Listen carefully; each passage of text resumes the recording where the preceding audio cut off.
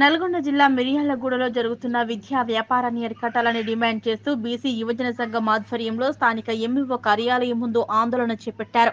నిబంధనలకు విరుద్ధంగా ప్రైవేటు పాఠశాలల యాజమాన్యం, కార్పొరేట్ విద్యా సంస్థలు విచ్చలవిడిగా ఫీజుల దోపిడీకి పాల్పడుతున్న అధికారులు చోద్యం చూస్తున్నారని ఆరోపిస్తూ ధర్నాకు దిగారు.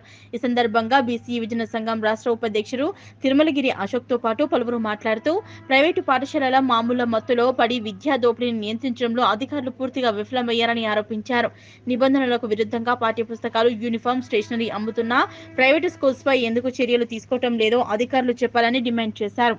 విద్యా వ్యాపారాన్ని అరికట్టాలని చెప్పేసి ఈ రోజు మిర్యాలగూడ ఎంఈఓ కార్యాలయం మీద ధర్నా చేయడం జరుగుతుంది. ముఖ్య ఉద్దేశం మిర్యాలగూడ నియోజకవర్గంలో అత్యధికంగా పుట్టగొడుగులా పుట్టుకొచ్చిన కొన్ని కార్పొరేట్ విద్యా సంస్థలు ఈరోజు పేద విద్యార్థుల దగ్గర నుంచి జలగల్లా రక్తం తాగుతున్నప్పటికీ కూడా మండల విద్యాశాఖ అధికారి అయినటువంటి ఎంఈఓ గారు ఇంతవరకు కూడా ఏ స్కూల్ విజిట్ చేసి ఫీజు స్ట్రక్చర్ ఎలా ఉందని చెప్పేసి ఎక్కడ కూడా తనిఖీలు చేసిన పాపాన ఎక్కడా పోలే.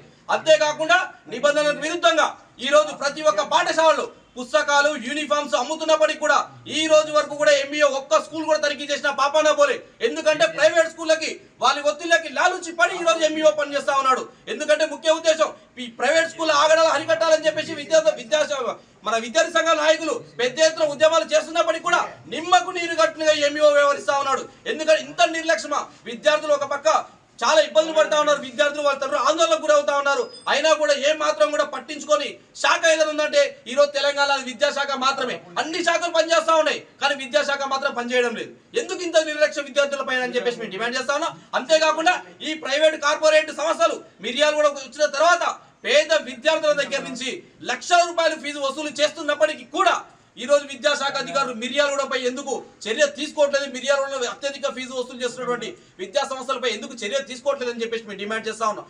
ఉదాహరణకి ఒక నారాయణ పాఠశాల అత్యధికంగా ఫీజులు వసూలు చేస్తూ అడ్మిషన్ పేరిట 3,500 రూపాయలు వసూలు చేస్తూ పుస్తకాల పేరిట, యూనిఫామ్ల పేరిట లక్షల రూపాయలు దోచుకుంటా ఉంటారు. ఏం మీ కళ్ళ కనబడట్లేదా ఎంఈఓ గారు?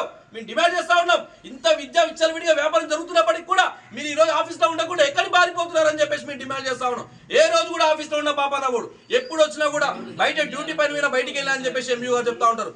మీకు వాళ్ళ దగ్గర నుంచి ఎంత లాలుచి కుదిరింది అని చెప్పేసి మేము హెచ్చరిస్తా ఉన్నాం.